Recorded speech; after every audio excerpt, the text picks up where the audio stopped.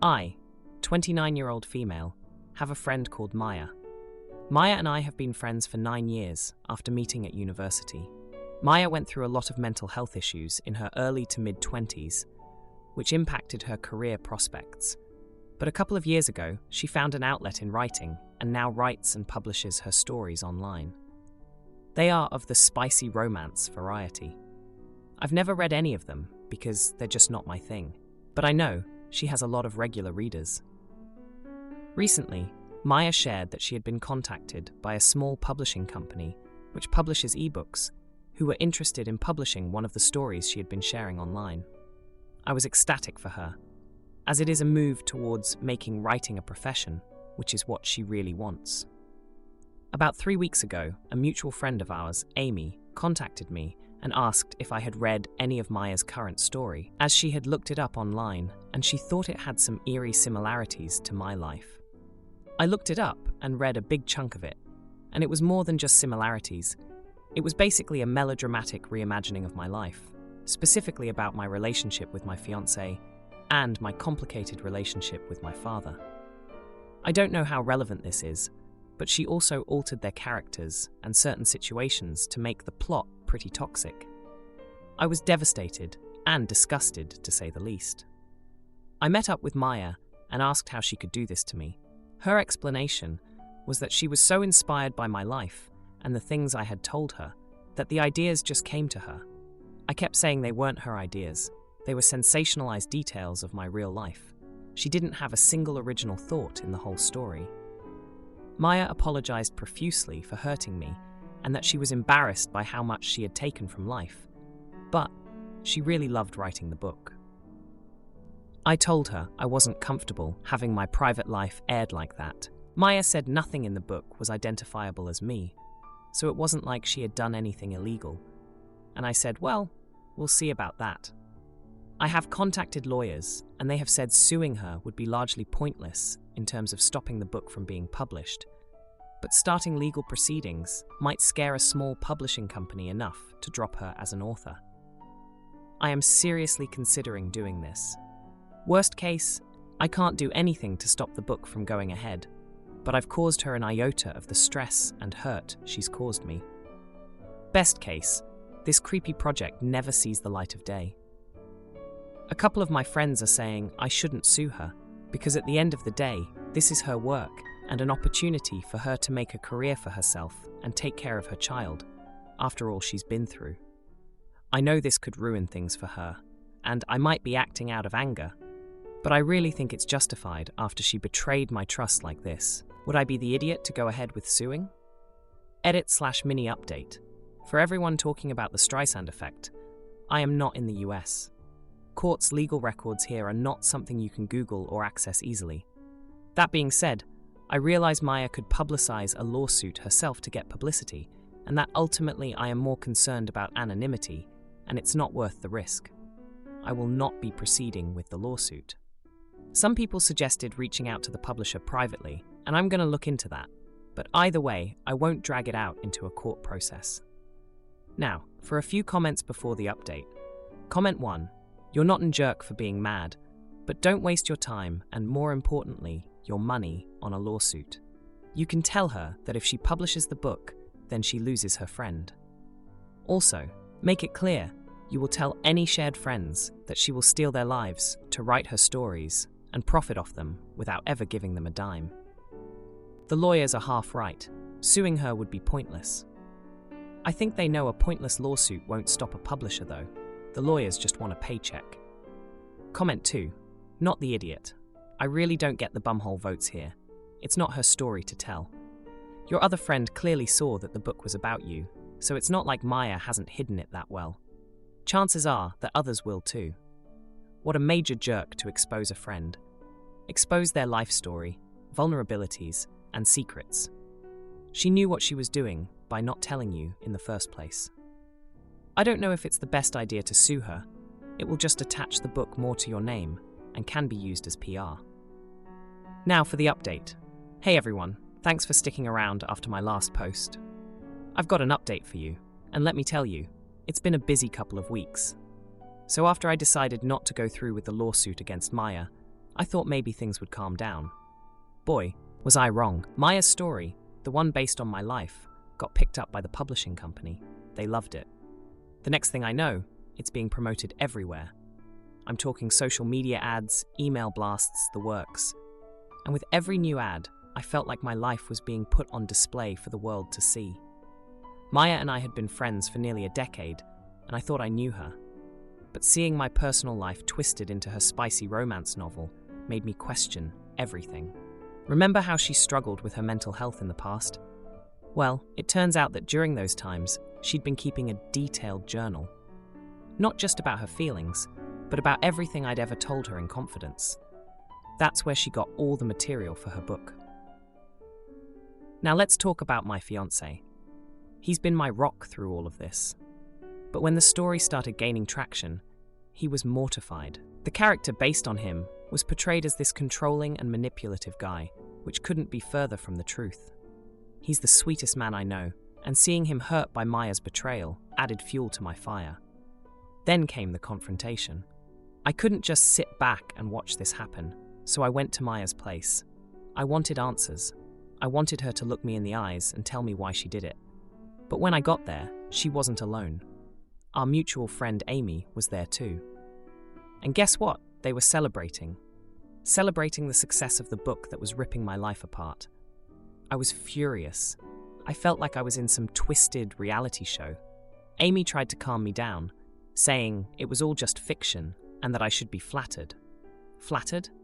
My personal struggles were being sold for entertainment. I couldn't believe what I was hearing.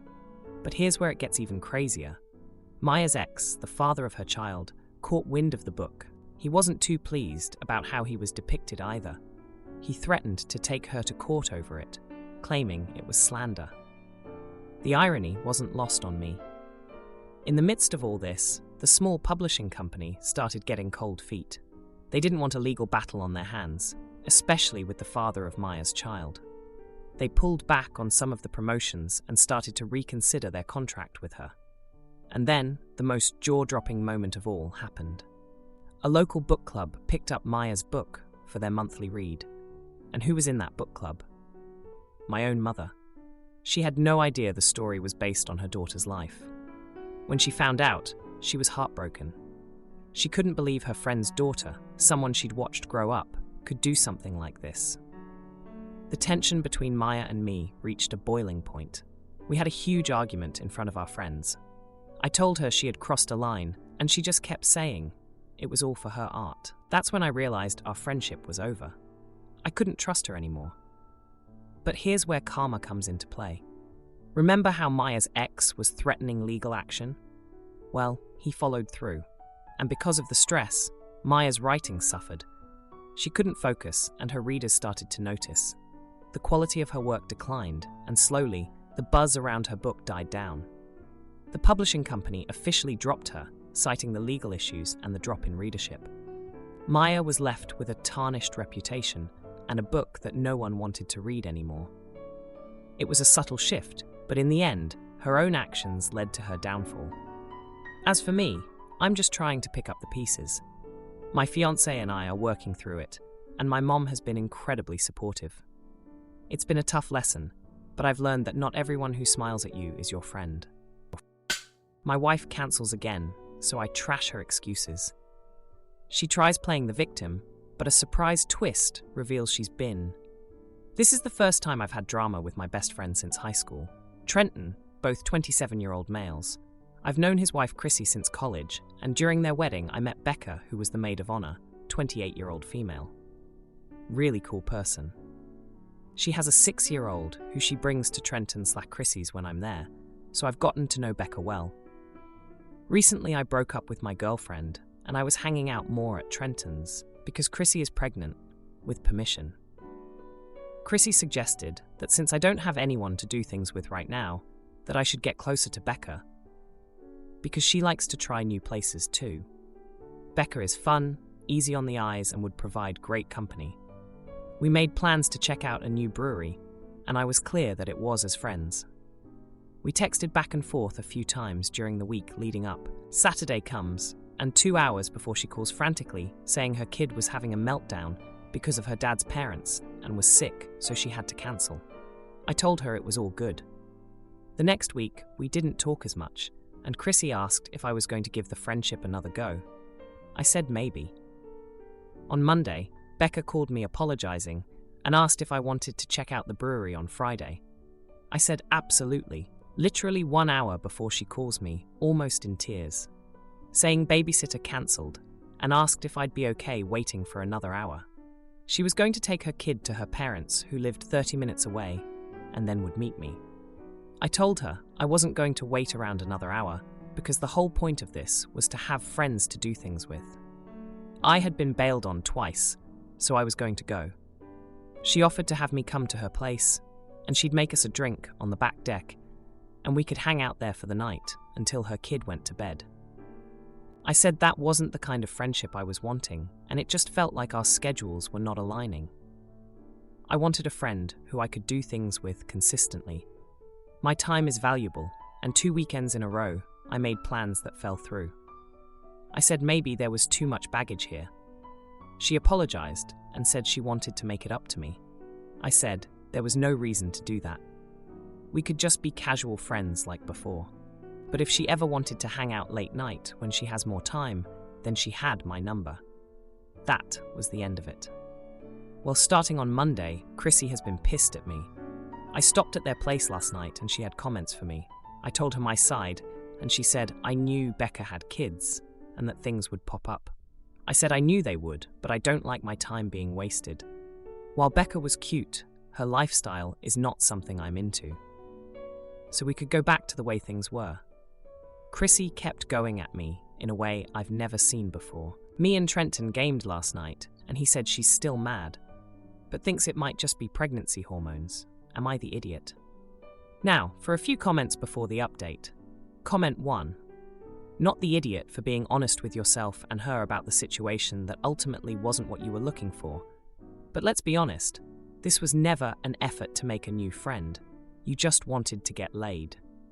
Life happens, and she appeared to be genuinely remorseful. You're the idiot for responding to the situation with a text message suggesting that she would only be good to you as a booty call. So crass and so stupid. Comment 2. I think Becca dodged a bullet. You're the idiot for how you talk to her. You don't have to want to be friends, more than friends, into her lifestyle, etc.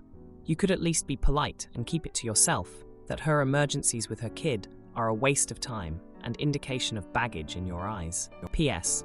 She didn't bail on you the second time. She was running late. You bailed. Now for the update. Hey everyone, thanks for all the comments on my last post. I never expected my situation to get so heated, but here's what's happened since then. After my last update, things with Chrissy cooled off a bit. Trenton had a long talk with her, reminding her of the times we'd been there for each other. Like when I helped him through his parents' messy divorce during our sophomore year, or when he supported me after my dog passed away. We've been through a lot, and he didn't want this to come between us. But the real shocker came on Tuesday.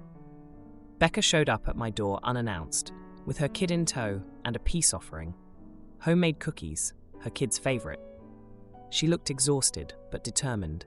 She admitted she'd been unfair to me, juggling too much and not respecting my time. She proposed a compromise that took me by surprise. Becca suggested we set up a standing monthly night out, just the two of us, no kids, no last-minute cancellations. She'd arrange for her parents to watch her kid in advance. In return, she asked if I could occasionally help her out with some kid-friendly activities, like going to the park or a movie, so she could get a break. It was a fair trade, and it showed she was serious about making our friendship work. I agreed, and we shook on it. The relief in her eyes was evident. She'd been struggling with the pressure of being a single mom and trying to maintain a social life. I realized then that I hadn't been as understanding as I could have been. We all have our struggles, and sometimes we just need a friend to lean on. The first test of our new arrangement came sooner than expected. On Thursday, Becca's parents had an emergency and couldn't take her kid as planned. Instead of cancelling on me, she hired a babysitter.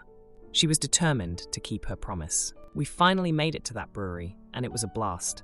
We laughed, sampled some great beers, and it felt like old times. But the drama wasn't over. The next day, Chrissy called me, her tone urgent. She was going into early labor and needed someone to take her to the hospital. Trenton was out of town on business, and I was the closest one available. I rushed over, and on the way to the hospital, Chrissy broke down. She confessed she'd been feeling insecure about her changing body and was worried Trenton wouldn't find her attractive anymore. That's why she'd been lashing out at me. It was a moment of vulnerability I hadn't expected from her. I reassured her as best as I could, reminding her of how Trenton's eyes still lit up every time he saw her.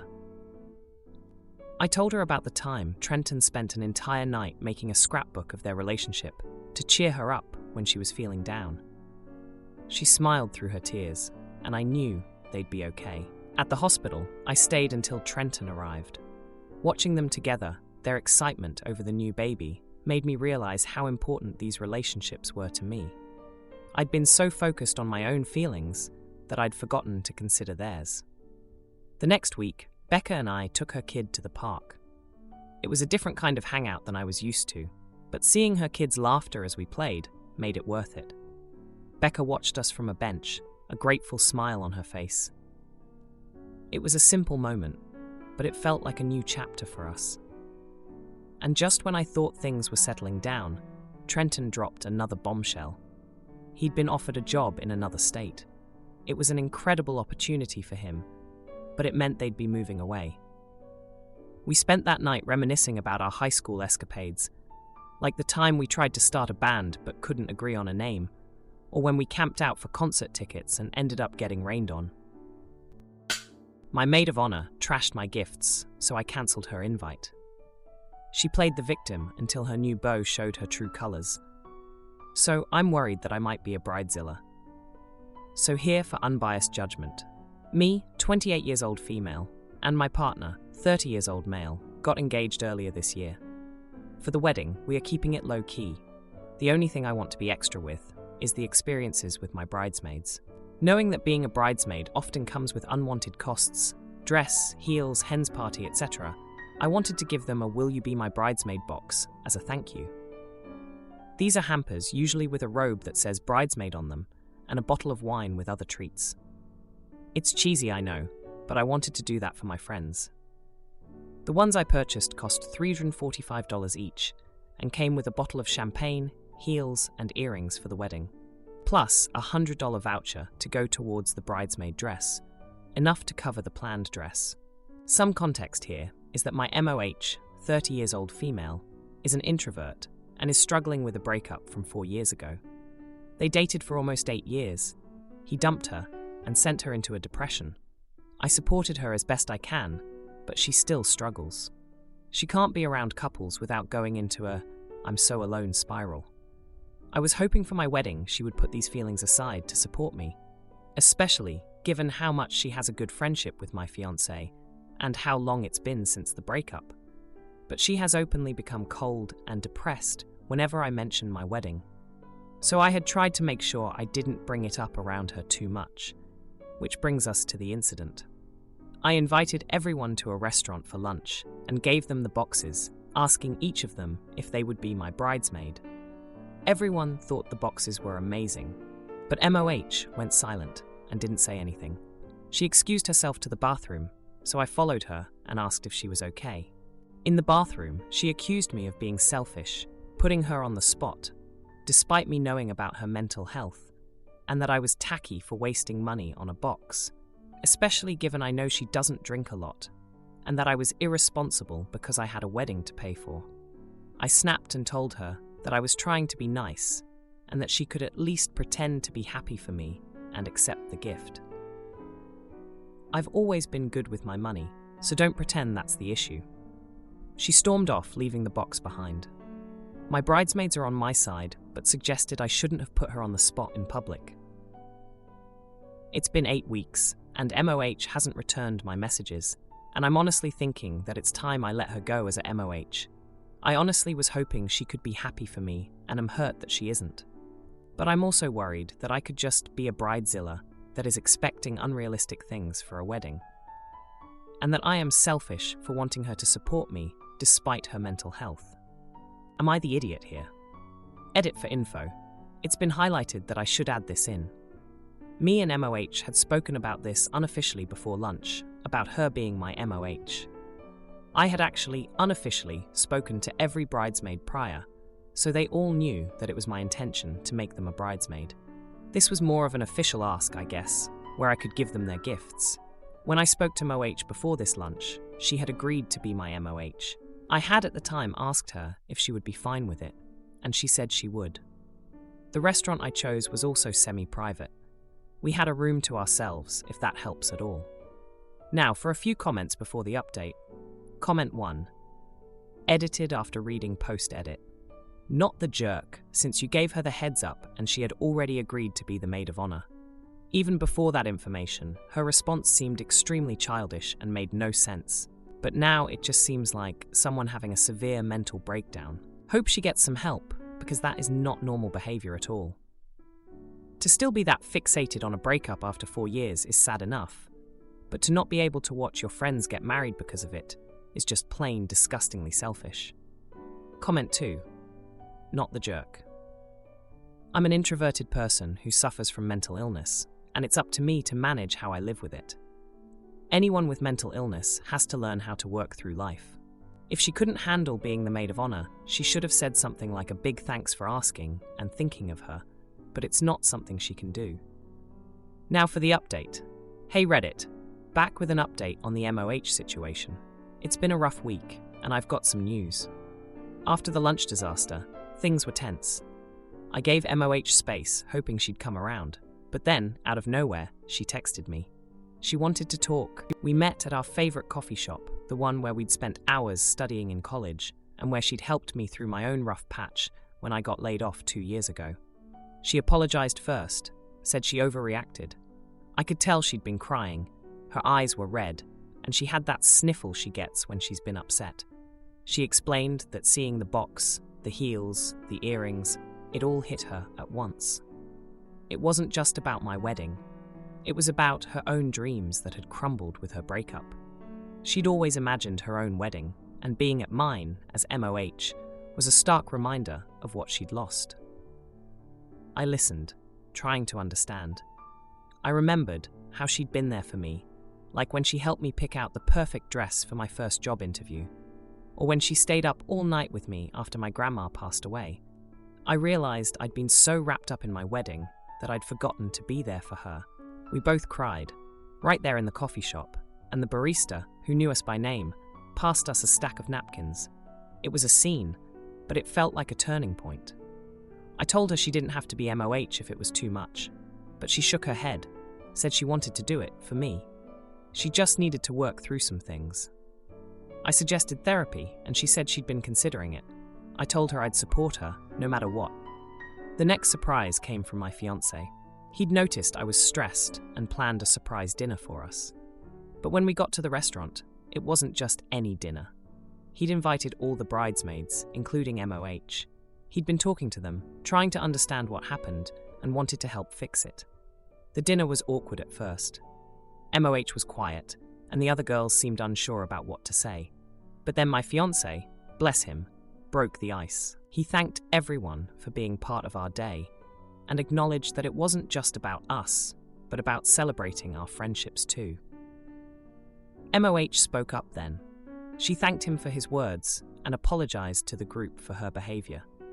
She said she was committed to being there for me, and that she'd started seeing a therapist. The other bridesmaids rallied around her, sharing their own struggles. It turned into a heart-to-heart that none of us expected. The biggest shock came when MOH pulled out her phone. She showed us a picture of a guy she'd been talking to from a dating app. She'd been too embarrassed to tell anyone, but she was going on a date next weekend. We all cheered, and I saw a smile on her face that I hadn't seen in years. As for the wedding planning, it's back on track. MOH is involved, helping me choose flowers now. She's got a good eye for design, always has. She helped me redecorate my apartment when I moved in with my fiancé, turning it from a bachelor pad into a cozy home. The other bridesmaids are excited too. They've started a group chat, sharing ideas and planning the bachelorette party. They're thinking of a spa day, which sounds perfect. Relaxing, no pressure, just us girls hanging out like old times. And the heels from the bridesmaid boxes? Turns out they were a hit. One of the girls wore them to a job interview and landed the position. She said they were her lucky charm. So, things are looking up. MOH is healing. The wedding plans are moving along, and my fiancé and I are stronger than ever. He's been my rock through all of this, reminding me what's important. If you liked this video, you'll probably like these too. Also, while you're here, please consider subscribing. It's your support that keeps this channel alive and allows me to make better and longer videos. Have a great day.